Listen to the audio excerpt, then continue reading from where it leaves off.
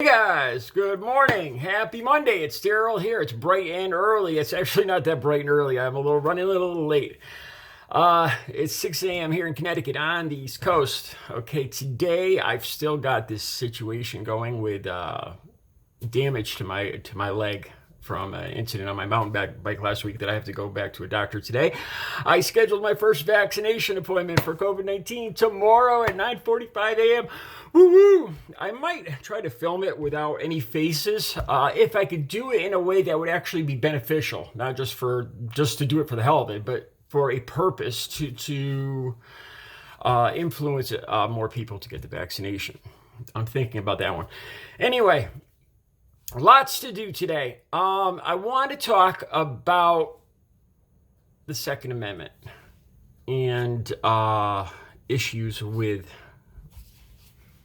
these things. I got to be careful what I talk about. I'm still in the process of getting my channel reapproved for monetization, so I have to be careful on how I address this. Now, for the people that don't know me that well, let me go over it for you. My father was a park ranger here in the state. He was the head of one of the state parks, and a game warden and a forest firefighter. And he played Smokey the Bear, throwing out lollipops in the fireman's parade. Anyway, he collected firearms. When he died when I was 9 years old, he left them all to me. He had me shooting these since I was 4 or 5 years old, and over and under Antonio Zoli shotgun, Mossberg, everything. I grew up hunting and learning how to respect, care for, clean, handle these objects. Okay, what I really want to talk about is Lindsey Graham. Lindsey Graham came out with this comment a day or two ago about the importance of his AR. The fact that, let me see if I can get this quote right. He said, if there's a natural disaster in South Carolina, the fact that he has his big old bad AR. Now, we're talking about Lady G here, Lindsey Graham. Yeah, I said that. Striking a manly pose with his AR, or I don't know, in a rocking chair, sipping a mint julep, protecting his property. And so if there's a natural disaster, that the roving gangs will stay away from his house, or go to his house last, or not come to his house first. It was something along those lines. So Lindsey Graham is saying that the fact that he owns this tool, that he's confident that if there's a natural disaster in South Carolina, the roving bands of gangs will stay away from him, because he's a tough guy with his AR. I don't even know where to start with this. I think of good people like Bo of the Fifth Column and his sincere effort in reaching out in times of crisis like this, and Bo has done the people of the South such a service by showing this good nature, this side of himself and Southerners, where he talks about neighborhoods and coming together, and group connections. So I think about a good man like Bo of the Fifth Column, and then I think of somebody like Lindsey Graham. At the first sign of a hurricane blows by, is he going to board up the windows? Usually you would think Americans come together in times of crisis. If a hurricane struck, you'd want to help your neighbors, help them cut down the trees, help them pull the branches off the car. I mean, this is what Lindsey Graham said. If a natural disaster hits his area, he wants to be able to take out or to keep away the roving bands of gangs. The paranoia. I don't even know where to start with it. The paranoia. Now, this is a man that is supposed to be working for the people, representing the people in the government. And his first thought is, screw everybody else, screw the people. Mine is mine. Don't, so you better not even come asking for help. I don't even know if he hears himself and hears what he sounds like. There's more I want to talk about. I'd like to do another video talking about this, but there's two more things I want to talk about. Now, once again, like I said, you guys know I go through all the conservative, I go through the liberal stuff, the conservative stuff. So on the conservative side, I see these media outlets talking about Biden coming with warrantless searches and raids to take your Second Amendment rights.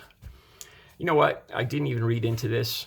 I know there's a big outcry. There was more of these incidents just overnight in Virginia Beach, in New York City, all over the country. More people again, and there's a big outcry to do something about background checks, domestic violence background checks,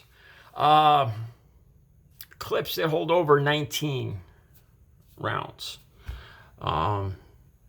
The actual purpose of these ARs, besides for protecting Lindsey Graham's property from mysterious roving fictional gangs of thugs, they've been saying this. Republicans have been saying this for years. Obama's coming to take your guns. Clinton's coming to take your guns. It's the same thing. I don't know if they realize it. And every time this happens, they all run out. They all run out to the gun store no matter what. Like during Trump's presidency, they all same thing. And you do realize that gun makers are in it for profit, and all they have to do is put out stuff like this, about warrantless searches and all this, and their profits go through the roof. Because it's not good enough that you have 30 of these things, sitting in a locker, and hopefully in a locker in your basement or whatever. But you need another 30 or another 40 or another case of ammo or whatever. I don't know. You talk about the American spirit, and then you hear somebody like Lindsey Graham talking about this, and the paranoia of everybody running out to these stores and just being gullible slaves of the NRA and these manufacturers. Okay, one last thing I wanted to talk about. Open carry. I don't know. I think there's open carry around here. I remember being in a Dunkin' Donuts shop about a year or two ago, and there was a guy that had something strapped on there. And I've seen pictures here on the internet, like somebody with a long AR strapped on at a donut shop. I've seen that on Facebook. And now I'm thinking about this. What's the real reason these people are carrying these? In the coffee shops and in the supermarkets. They claim it's in case there's they want to be the good guy versus the bad guy, right? There's a little problem with this theory, though. Think about it. I think the smart person that's actually carrying something for that purpose would want to be more discreet about it. Think about if a perpetrator, an active perpetrator, walked in and saw you with this big old thing slung over your back as you're ordering donuts, who do you think the first target would be? You might as well just have a bullseye on your back. You would really think if somebody was really practically thinking about this, carrying something for this express purpose, that they'd want the element of surprise. It'd be concealed. I really, truly believe, going back to the Dunkin' Donuts shop, I remember this guy kept scanning around and and he was making eye contact with all the other guys in the shop. And it just struck me once again, going back to yesterday's videos about insecure men, I really get the distinct feeling that these guys carry this stuff. Maybe they were bullied. I don't know. I think it's a protection, dealing with their insecurities. Nobody's gonna mess with me. Look at me, I'm a badass. I truly believe that. And what about all the stickers on? I've seen trucks around here with not just one sticker, NRA sticker, but 3, 4, 5. And I saw them at a parking lot where people park and then go hiking. Okay, now think about the logic of that. Do you really want to just leave your car in a parking lot, telling people that there's a good chance that in the glove compartment, what they're going to find, they see all those stickers on the back of your car telling everybody in the world what you own, and you leave your car there does that really make sense? Again, what's the purpose of advertising this? Like so many of these Second Amendment advocates seem to want to do. Besides for owning the libs, it seems to be foolish, really, advertising your potential, your true potential. The element of surprise is, from my experience, is 50% of the fight or more. Just some thoughts today. I got to get back to work. I got a lot of stuff to do tomorrow. I'll come back. I'll try to make another video later for you guys. Have a great Monday.